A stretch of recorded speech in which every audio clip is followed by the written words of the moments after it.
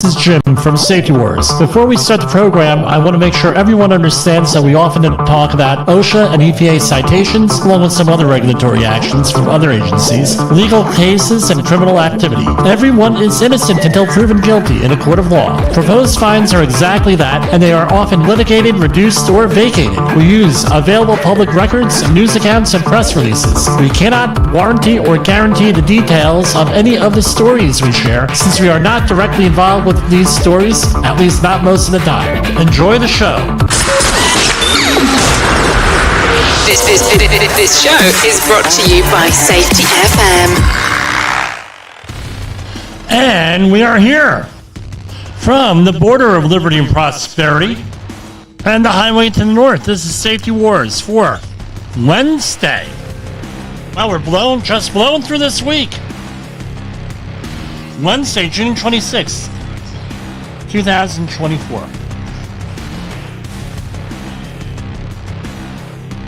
How's everybody doing? I'm having a drinking problem here. Can't keep it in my mouth. All right, so we have an exciting broadcast day. I know I got some comments on the last program here. Why are you talking about clients? Blah, blah, blah, blah, blah. Well, you know what? The client that I was talking about, Army Corps of Engineers, this is all on the public record. So nothing is classified here, nothing, may be buried. I'll give you that much, but, and I did not mention any names of individuals. Why is that? Because sovereign immunity strikes again. What good would that do? One, we're not about knocking people down here, and, without giving context to everything that's going on, you really can't, nothing you can do about it. You have to have context. Context drives behavior. Now, something happened, something happened to me the other day, yesterday, where one of the, projects that I was working on, as we know, Safety Wars, aka JCP Technical Services, right behind me, we, do a lot of support for warehouse builds. We're involved in a warehouse build right now in the central New Jersey for a company that you've heard of. So that's all I'm really allowed to say. And we're involved in the whole job often. One client, we built about 48. This is the 48th warehouse we are in central New Jersey. Right? Warehouse number 48 we've been involved in. Pardon me. So we got to stay there the whole entire project up until startup on the warehouse, and we get to know different people here and there, and we get to sometimes work with, where they open up the warehouse and they start doing their thing in the warehouse, and there's still some construction that has to be done, punch lists, they change their mind, hey, this doesn't look the way we thought it would, let's change this, normal stuff. We're involved with the health and safety aspects. Well, weird thing happened yesterday. One of the projects we were involved in made the news. Why was that?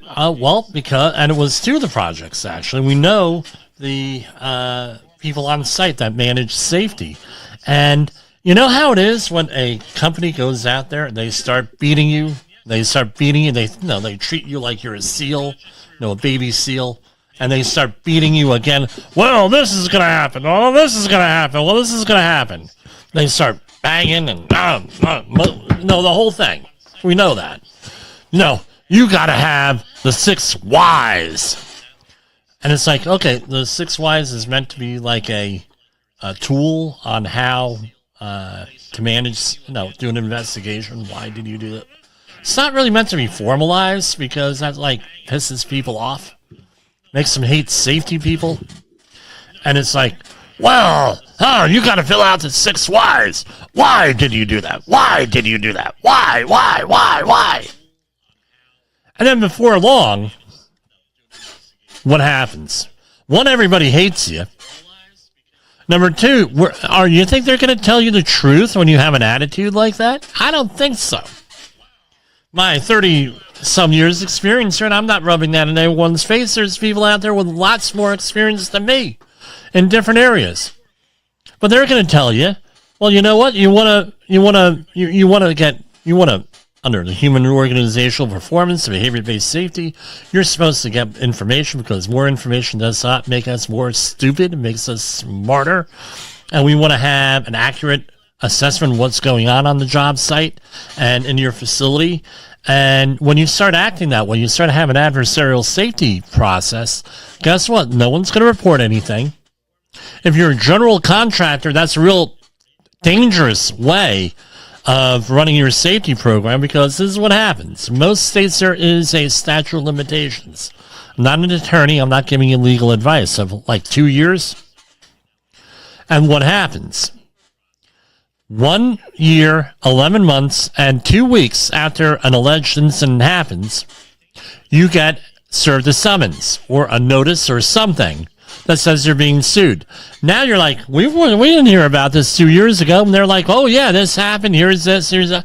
They have all this proof, and they say, well, we reported it. They may have reported it to their supervisor. Their supervisor did not follow up the line, and since they're a subcontractor, not your direct hire, now it's out of control, and you know that the employee can't sue the very difficult. I don't want to say can't, but it's very difficult for an employee in the United States to sue the employer and win. There are some limited circumstances and everything. We all get that. Over the top type stuff. And you have the scaffold law in New York that we're all very fond of here. One of our neighbors makes his living with the scaffold law. And so, how do you do that? Don't they ever go to trial? So they never go to trial. They always settle out of court for a ridiculous amount of money. And the ones that do go to trial, watch out. They'll get your, it's along the lines of bring your checkbook with you, sort of thing. Now, what ends up happening here, I'm rambling. No, if the things in the news report that we read are true, they got a lot of balls, to say the least, to manage their safety, whether they do with their contractors. Because I tell you what, they would not put up with the stuff that's in that article from their contractors. Would not happen. Right? And I know that for a fact. They wouldn't put up with it. If we went in there and didn't report injuries, or we mismanaged an injury, right? Didn't send the person for urgent care, for an effective urgent care, didn't do the follow-up, and didn't do the workers' comp, and didn't do this, and everything else that's involved with managing an injury. If we didn't do any of that, guess what? They would crucify us. They would absolutely crucify us. And we probably end up losing our job over it. If you're a safety professional, you probably end up losing your job over it. Oh, come on, Jim. You're not being serious. Oh, I'm dead serious. Very, very, very serious when I say that. So, it just makes you say, what the hell's going on here? And one of them had to do with a fall, which, is pretty, interesting, that had to do with a fall. So what does it come down to is our HOP messages here. No, we put on here, right? It's Wednesday. Let's hear the number 3, right? HOP message number 3. Broadcasting to our brothers and sisters in the occupied territory of behavior-based safety. Get out your secret decoder ring. Here is your nightly message. Learning is vital. Learning is vital. So how are you supposed to learn if you're coming from that situation where you're an adversarial situation? It doesn't work. Now you have to swallow your pride and say, how are we going to manage this and everything else? Now, the other day I mentioned some Supreme Court type stuff.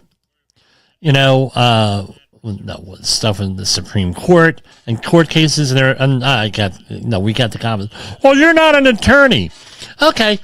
great, I'm not an attorney, thank you, but I do know how to read, usually, right? Which I think most people would find that I grew up with would find that, before 10th grade at least, would find that very humorous because I always had a reading issue. And how did I solve it? Freshman year, St. Joe's Metuchen, you had to read 26 books freshman year. And so you read 26 books, roughly was the goal, but some of them were longer books they gave you. So I think it eventually was like 21, 22 books, and you had to write book reports on them and everything else.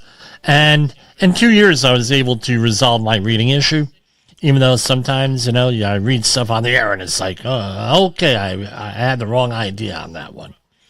Now, let's see if we can do a share screen on here. Oh, hold on. I got the audio hijack on. Kind of came up. Let's minimize that. And we are, hold on, screen. And, okay, there we are. Supreme Court of the United States. That should be coming up on your thing. And on your screen. We're going to go through this here.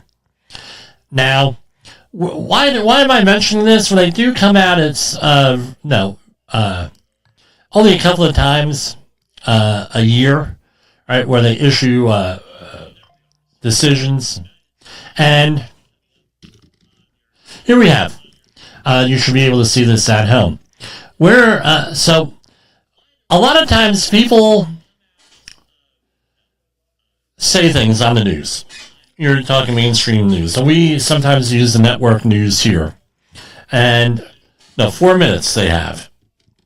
Now you could go and be like some of the other shows out there where they have multiple stories and everything else. Great. I try to shy away from that. Well, that really wasn't working from us. It's a different kind of program. I wanted to give commentary.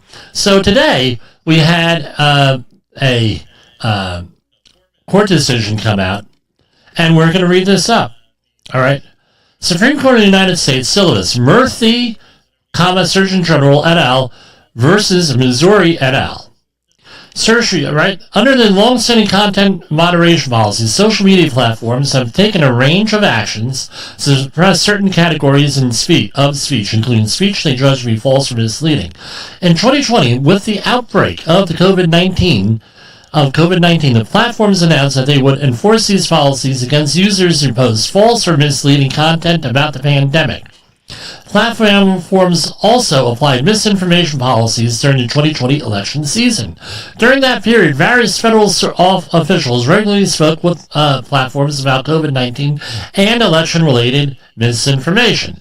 They laid out a couple of examples here where they were, hey, don't do misinformation and do not address misinformation. Then you had the FBI and Cybersecurity and Infrastructure Security Agency communicated with platforms about election-related misinformation, like the Hunter Biden laptop, which has been proven to be not Russian disinformation, but true. And I told you that here on this program because I happen to have done business with the guy who reported the laptop. All right? And I knew him for a time being, and I have attendance, and I heard him on a couple of interviews, not on this network, that were very convincing to me that he wasn't a Russian spy, number one. Number two is that a very dear friend on this show, who has been on this show, knew the man personally until all this stuff went down and he had to move away. He's living somewhere, my understanding, in Colorado under an assumed name, that sort of thing. Because people were threatening to kill him over it. But no, that's proven true, basically. That laptop is thing. Right, so they were going after him, misinformation. And we had to hear about Russia collusion, which was also known, was a lie, and everything else. So there was also been allegations, a lot of proof that the FBI was involved in tampering with the election and intimidation and things of that nature with this. Evidence. I mean, this is all out in the open. Now, right? So they actually went after and influenced this stuff. But that's not really relevant here for the whole thing. Respondents are 2 states and 5 individual social media users who sued dozens of executive branch officials and agencies alleging that the government pressured the platform to censor their speech in violation of the First Amendment. Following extensive discovery, the district court issued a preliminary injunction. The Fifth Circuit affirmed in part and reversed in part. The court held that both the state plaintiffs and the individual plaintiffs had Article 3 standing seek injunction relief. On the merits, the court held that the government, entities, and officials, by coercing or significantly encouraging the platform's moderation decisions, transformed these decisions into state actions. The court then modified the district's injunction to say that the defendants shall not coerce or significantly encourage social media platforms to suppress. Held. Neither the individual or the state plaintiffs have established standing, meaning they're not personally impacted here. So that's the long and short of it. So they were issued, they have no standing. This is being played that courts can now go, and the practical effect, courts has said it's okay for the government to go and do X, Y, and Z and impact all this stuff. That's not what they said, according to this. In effect, that's what's going to happen. But, right, and guess what? If Donald Trump wins, who's to say, or in 2028 someone else wins, and this can't go against on the other side here. The court did not say that the government's allowed to do this. What they said was nobody had standing to do it. That's what the Supreme Court said. All right, meaning that you're not personally impacted, and an attorney could go and explain that better than I could here. So, again, just by the bias omission, the one kind of bias, which is omission, we have the Supreme Court said it's fine. No, they did not say it was fine. They said nobody has standing in this. Which, in effect, the government's going to do whatever they want. Now, I have a problem here with this, personally. Maybe you got a problem with this. Do you think that it's right for the White House to give someone a call and say, knock it off, or say, hey, you don't want to do this? Especially when there's accusations by one segment that this is weaponizing government in some ways, right? I don't know. Whatever the hell that means, does lead us down a good path. Now, there were some other, what else? That basically there is no standing. You can go look it up here. So let's get down to the end. That's what they say.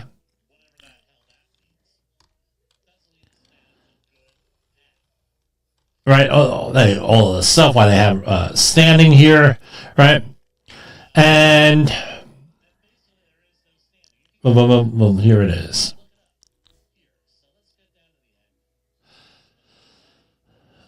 The plaintiffs' counter-arguments are unpersuasive. First, they argue they suffer continuing present adverse effects from their past restrictions, as they must now self-censor on social media.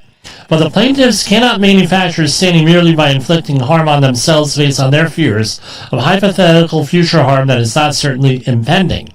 Second, the plaintiffs suggest that the platforms continue to suppress their speech according to policies initially adopted under government pressure. But the plaintiffs have redressability of the problem. Without evidence of continued pressure from the defendants, platforms remain free to enforce or not enforce their policies. In other words, they are, even those tainted by initial government coercion. That means that they're private platforms. That's more significant than anything else. The private platforms, they can do whatever the hell they want. And the available evidence indicates that platforms have continued to enforce their policies against what COVID-19 misinformation, right? Even as the federal government has wound down its own pandemic response measures. Okay, let's put this where is this? Where the platforms, right, have continued to enforce their policies against COVID-19 misinformation. Well, some of the stuff out there that was deemed misinformation during the pandemic is not anymore. Yes, that is true. All right. The plaintiffs next assert a right to listen theory of standing. The individual plaintiffs argue the First Amendment protects their interest in reading and engaging with the content of other speakers on social media. This theory is startlingly broad, as it would grant all social media users the right to sue over someone else's censorship, at least so long as they claim an interest in that person's speech. While the court has recognized the First Amendment right to receive information and ideas, the court has identified a cognizable injury only where the listener has concrete specific connection to the speaker. There's a certain case here, right?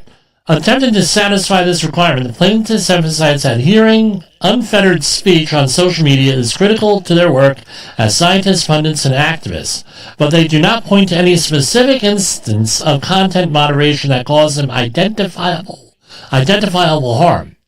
They have therefore failed to establish an injury that is sufficiently concrete and particularized. The state plaintiffs assert a sovereign interest in hearing from their citizens on social media, but they have not identified any specific speakers or topics that they have been unable to hear or follow.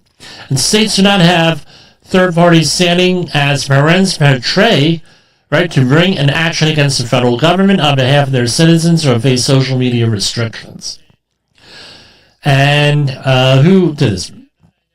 Justice Barrett delivered the opinion of the court. Justice Roberts and Sotomayor, Kagan, Kavanaugh, and Jackson joined. Alito, they were saying yes. Alito, Thomas, and Gorsuch, all justices, filed a dissenting motion in which Thomas and Gorsuch, JJ, joined. Let's scroll on down here. And here's the really in-depth thing right here. That's the abstract. Let's scroll on down and see if we have an abstract for the other one. You can read through this, like 57 pages. I don't normally read every piece here. And this is the dissenting opinion here.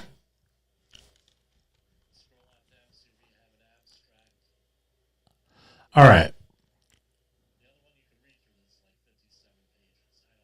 The lower court's assessment of all in this record is correct, right? Going on.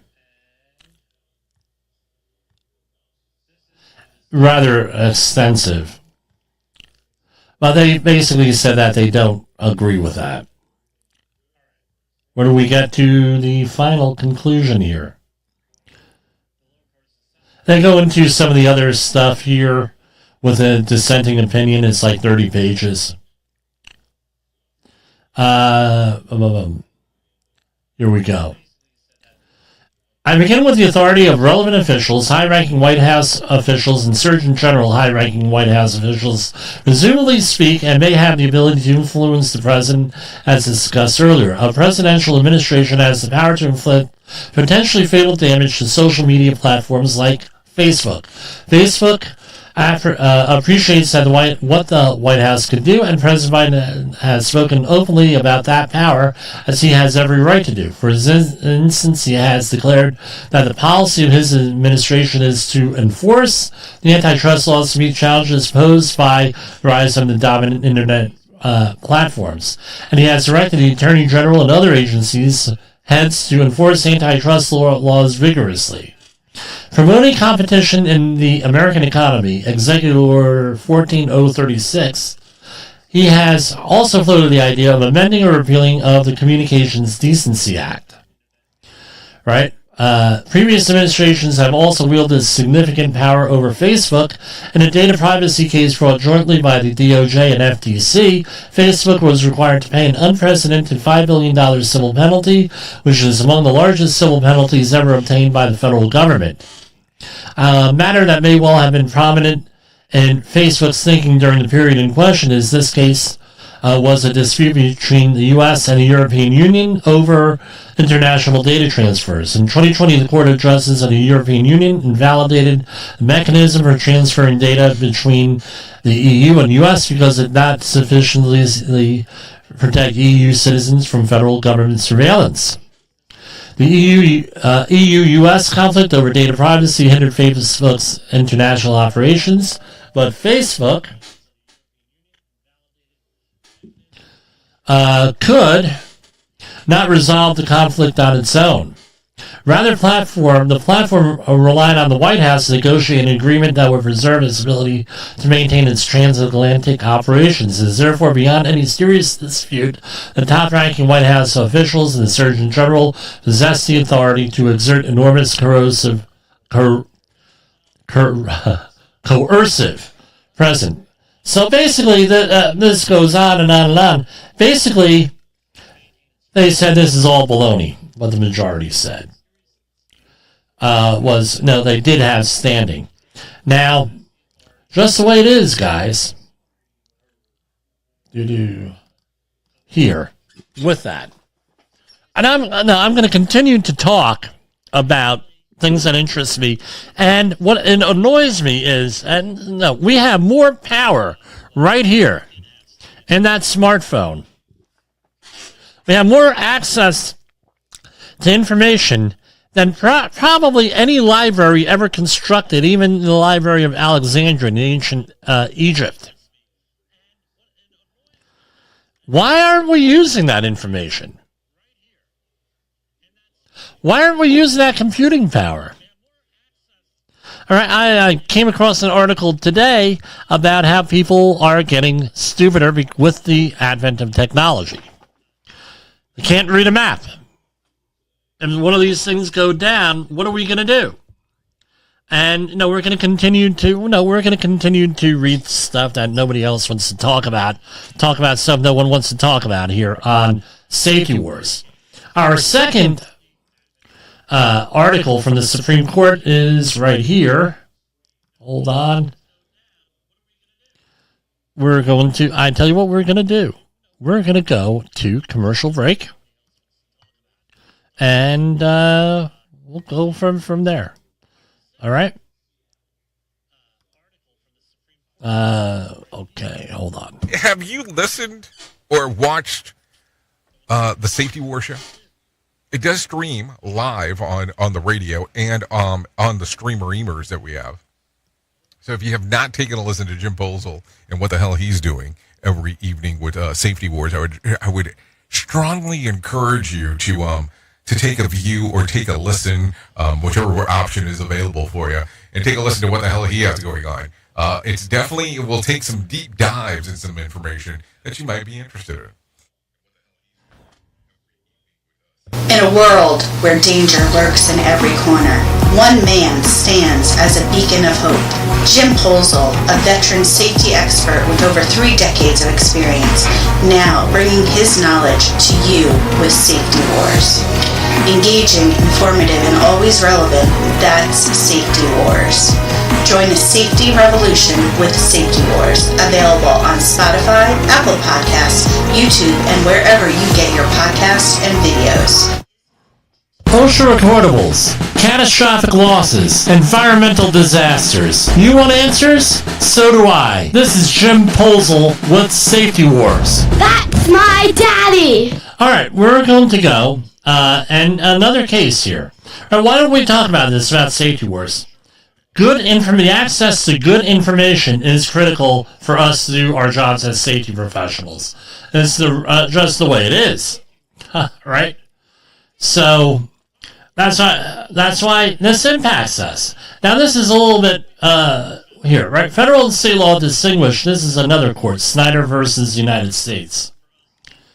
Federal and state law distinguish between two kinds of payments to public officials. Bribes and gratuities.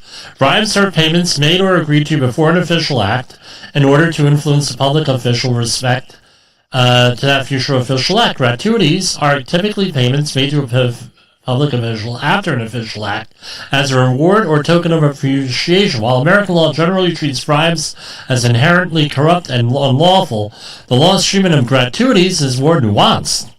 Some gratuities may be innocuous, and others may raise ethical and appearance concerns. It is like the pot calling the kettle black here, right? Federal, state, and local governments have drawn different lines on which gratuities and gifts are acceptable and which are not. For example, Congress has established comprehensive prohibitions about bribes and gratuities to federal officials. Federal official, right? So, for example, for a bribe, you have a 15-year maximum prison sentence, a prohibited gratuity, and you have a 2-year maximum prison sentence. And this goes on a little bit more into the history of this. This case involves James Snyder, who is the former mayor of Portage, Indiana. 2013, Snyder was a mayor. Portage awarded 2 contracts to a local trucking company. Not important which one. And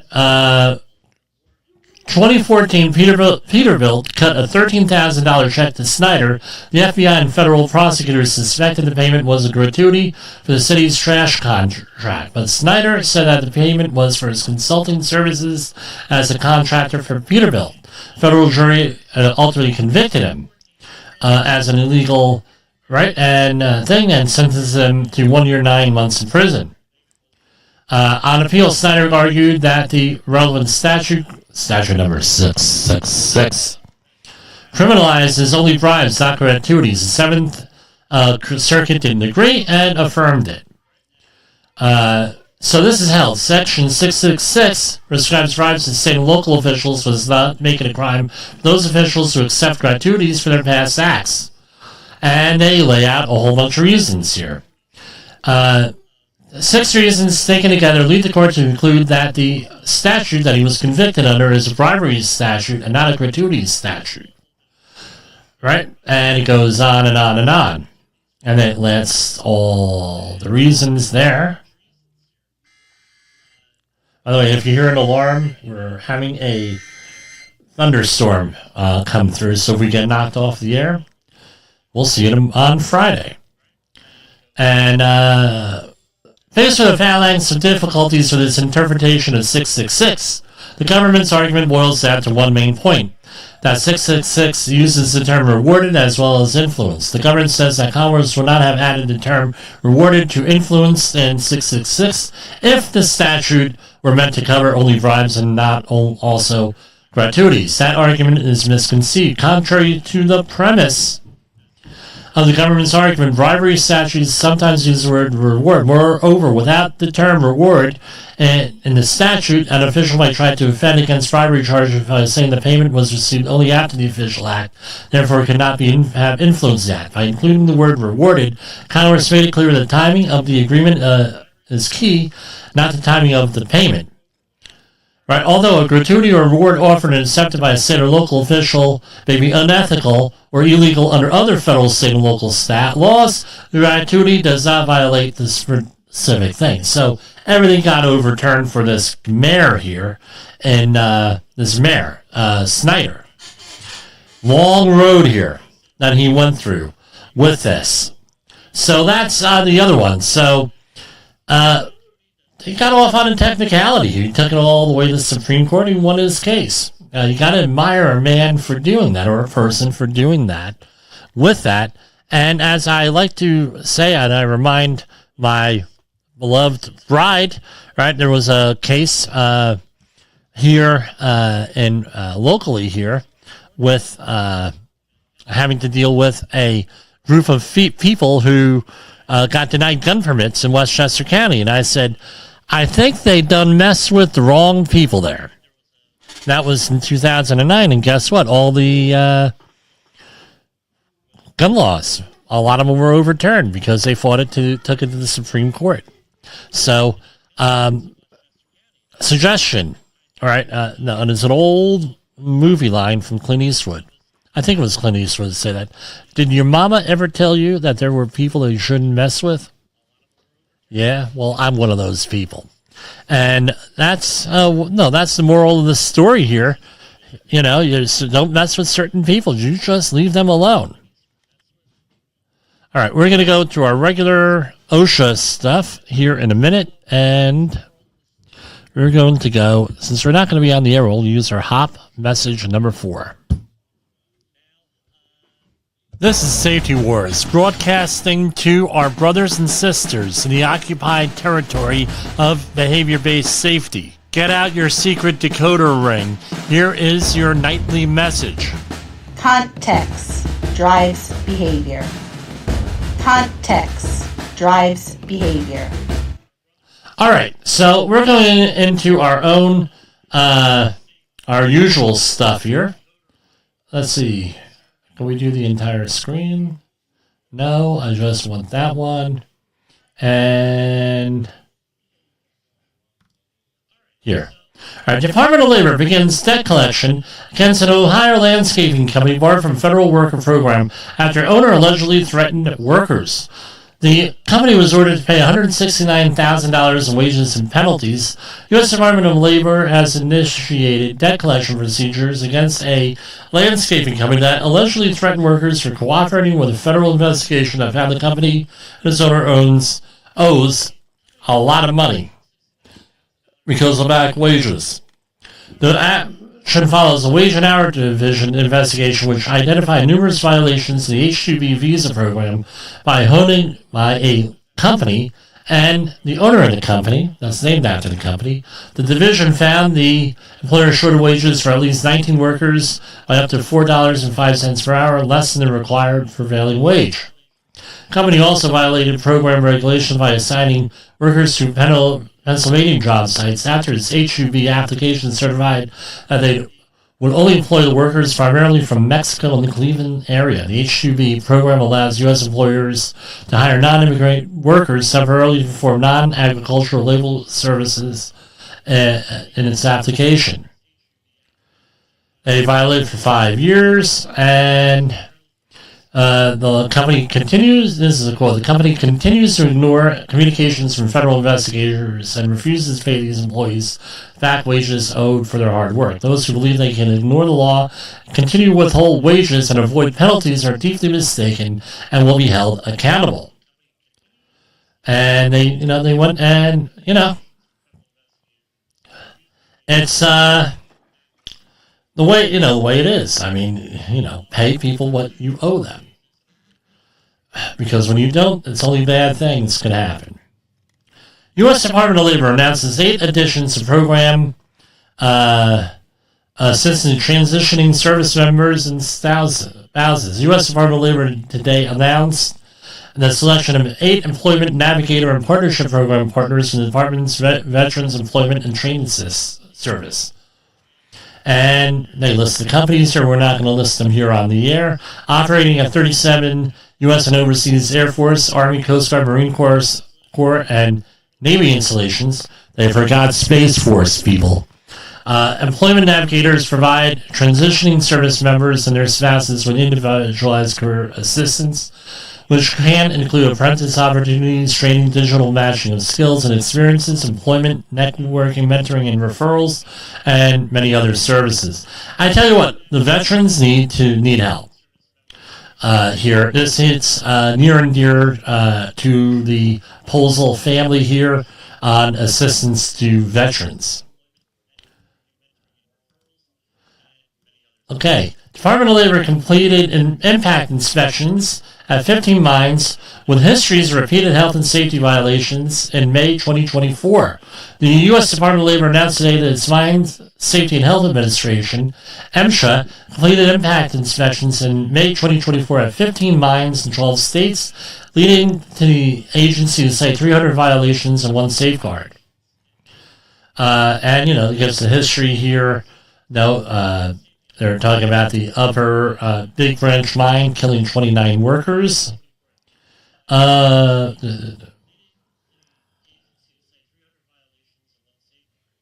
Let's see what they were. Can they click us where they are. Ooh, I think I might have to zoom in on this one.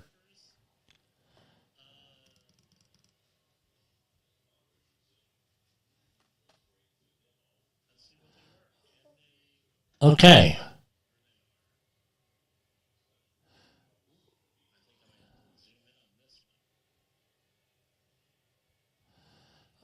I don't even know how to read some of these. So they list them here with this land. And these are the violations here. Hold on. Anything of note? Well, they give the breakdown, which is good. To be honest with you, I wish... no, I don't know if OSHA even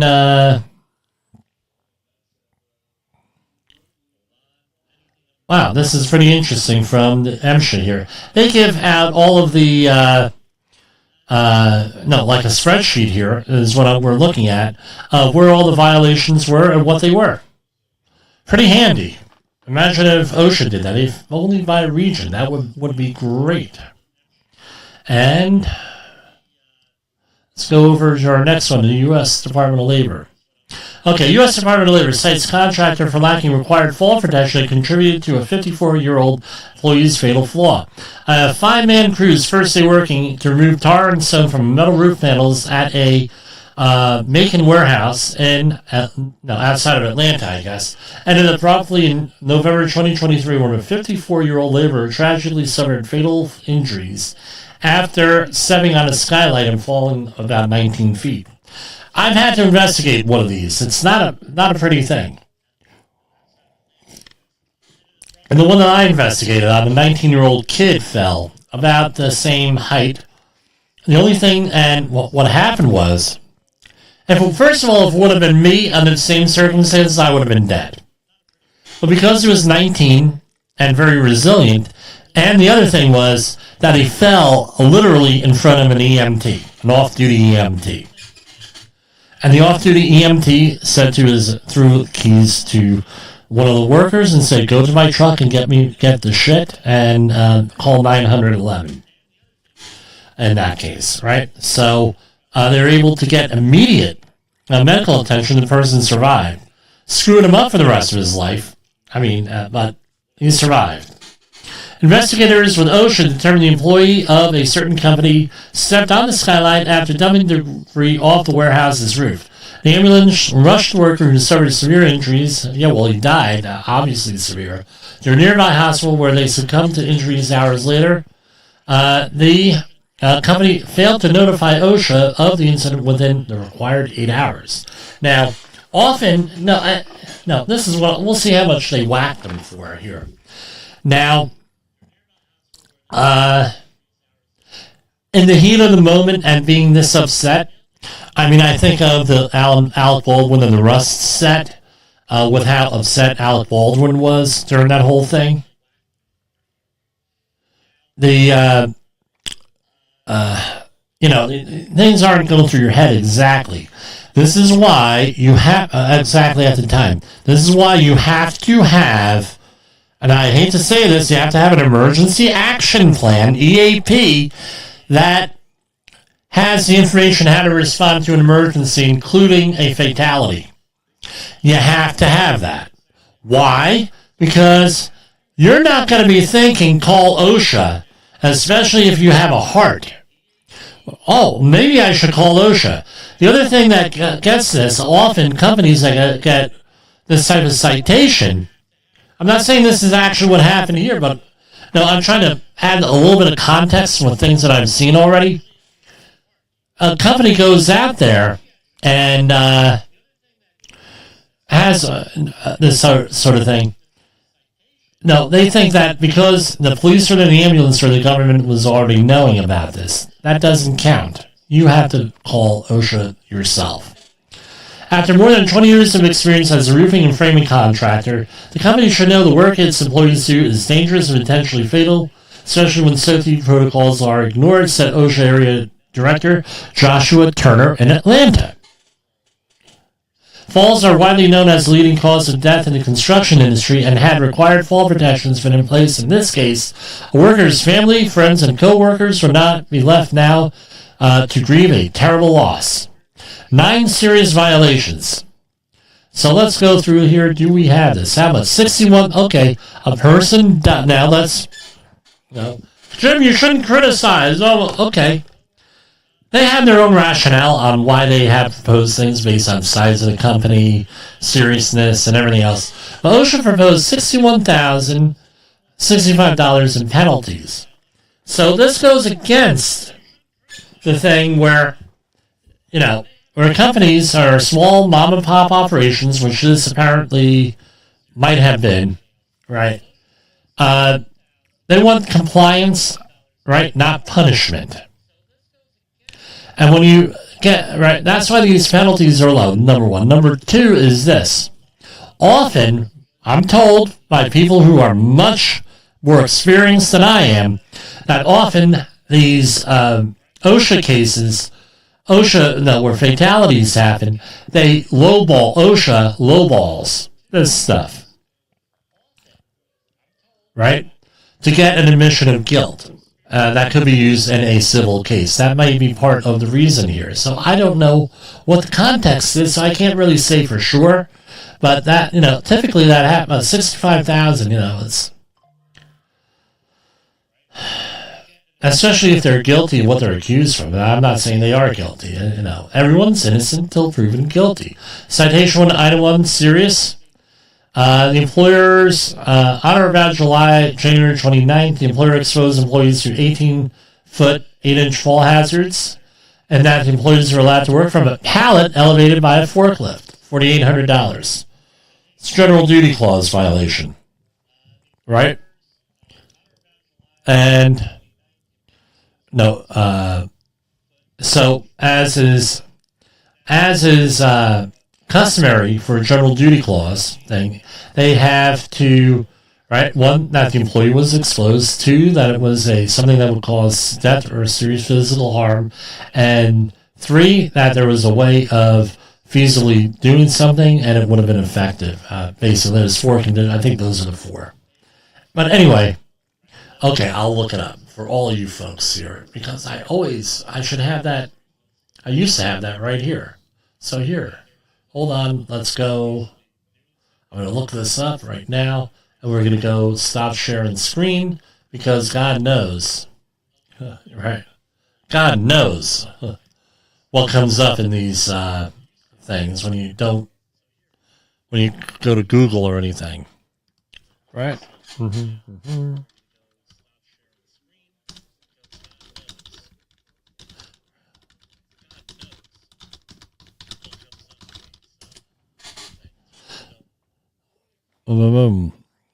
So you have to have 4 elements here, right? The employer failed to keep the workplace free of a hazard. The hazard was recognized. The hazard was causing or likely to cause death or serious physical harm. And 4, there was a feasible and useful method to correct the hazard.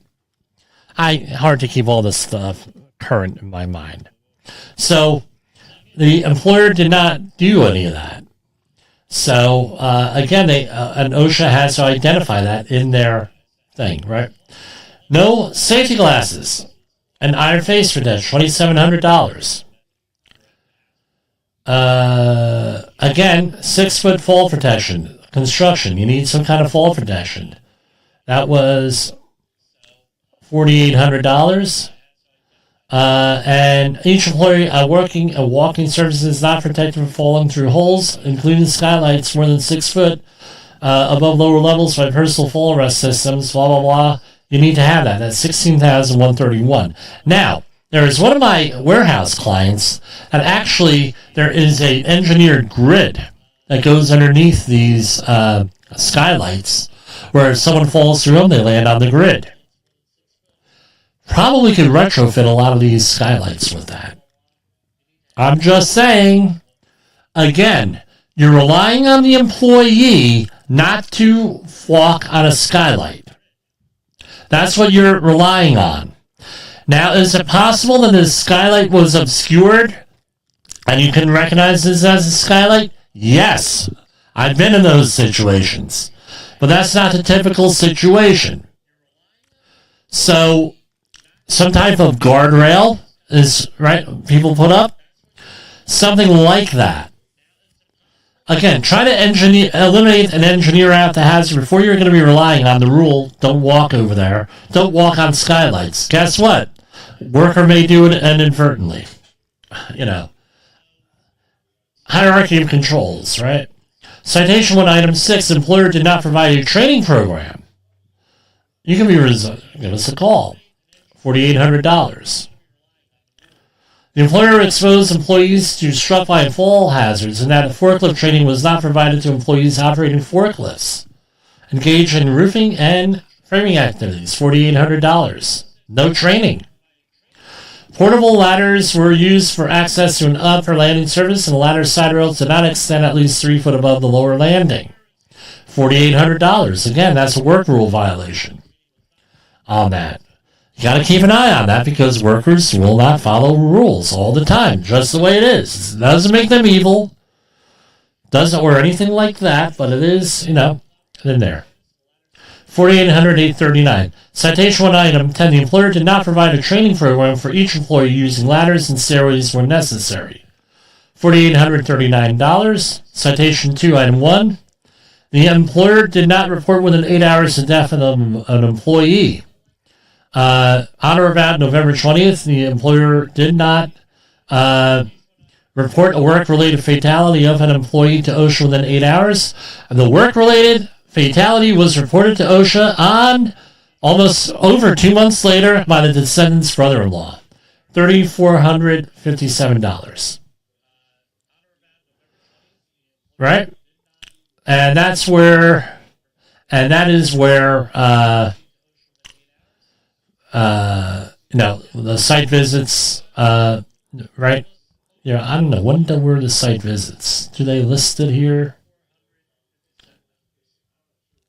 Again, that's you report this, and they have come out 2 weeks later, 2 months later. You're going to have yourself a problem, guys. And I use that generically, that term. All right, you're going to have a problem.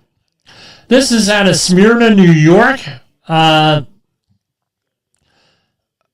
Inspectors with the department's OSHA found that a company in Tennessee failed to provide workers. The worker was fatally injured, and 3 other employees with effective fall protection. Right, and this was at Syracuse, New York.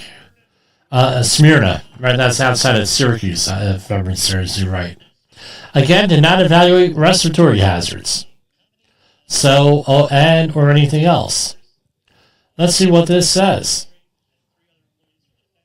We may end up going overtime here, folks.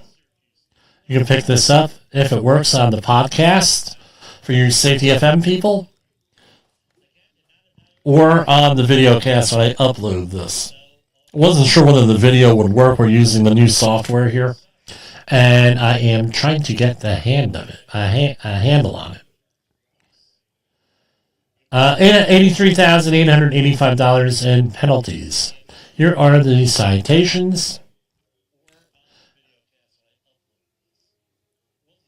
Right. And again, everybody,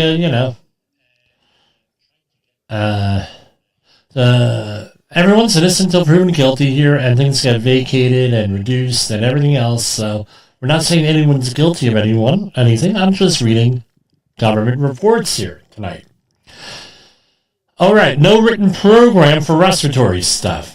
Okay, the employer did not establish and implement those elements of a written program to ensure that any employee using a respirator voluntary was medically able to use that respirator and that the respirator was clean, stored, and maintained.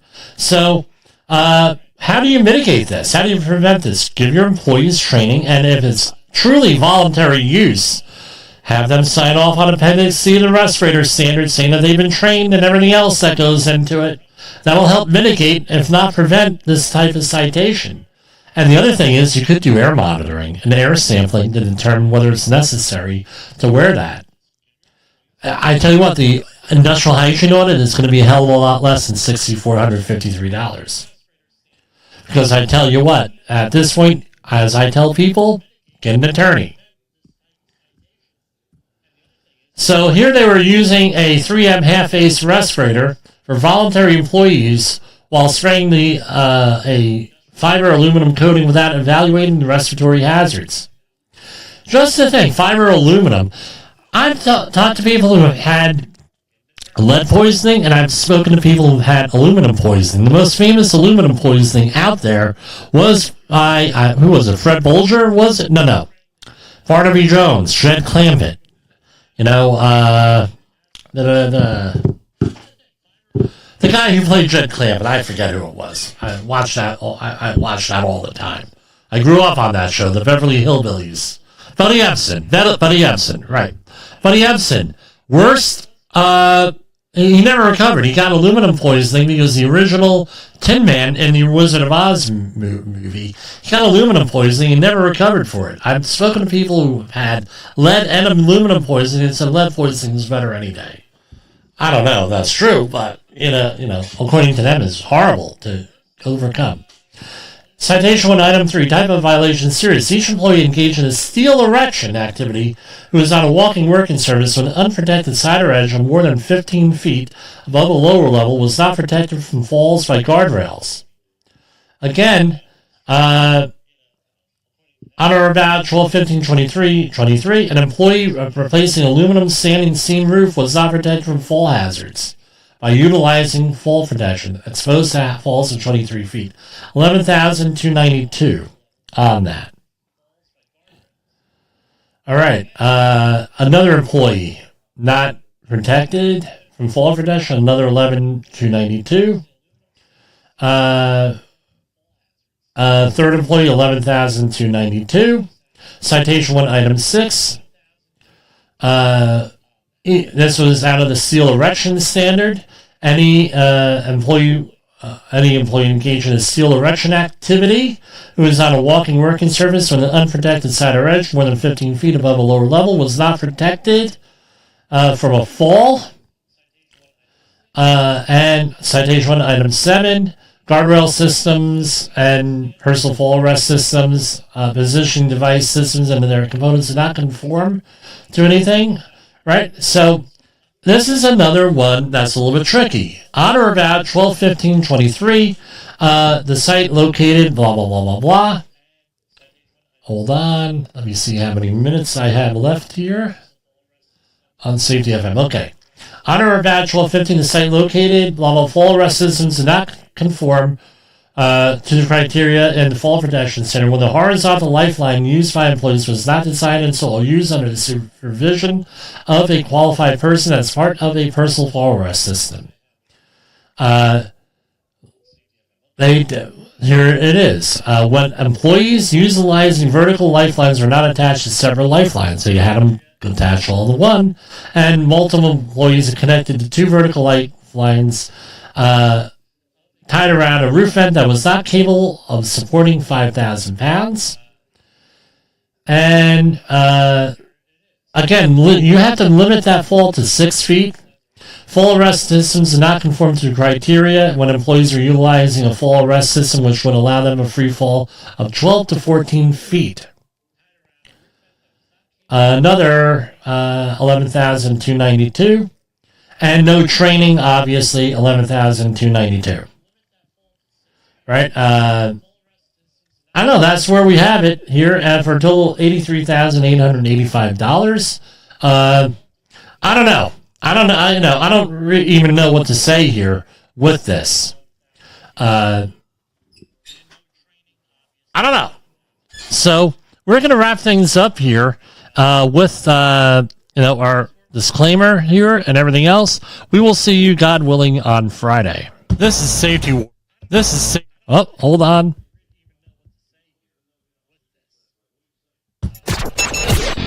The views and opinions expressed on this podcast are those of the host and its guest and do not necessarily reflect the official. The views and opinions expressed on this podcast are those of the host and its guest and do not necessarily reflect the official policy or position of the company. Examples of analysis discussed within this podcast are only examples. They should not be utilized in the real world as the only solution available, as they are based only on very limited and dated open source information. Assumptions made within this analysis are not reflective of the position of the company. No part of this podcast may be reproduced, stored in a retrieval system, or transmitted in any form or by any means, mechanical, electronic, recording, or otherwise, without prior written permission of the creator of the podcast, Jay Allen.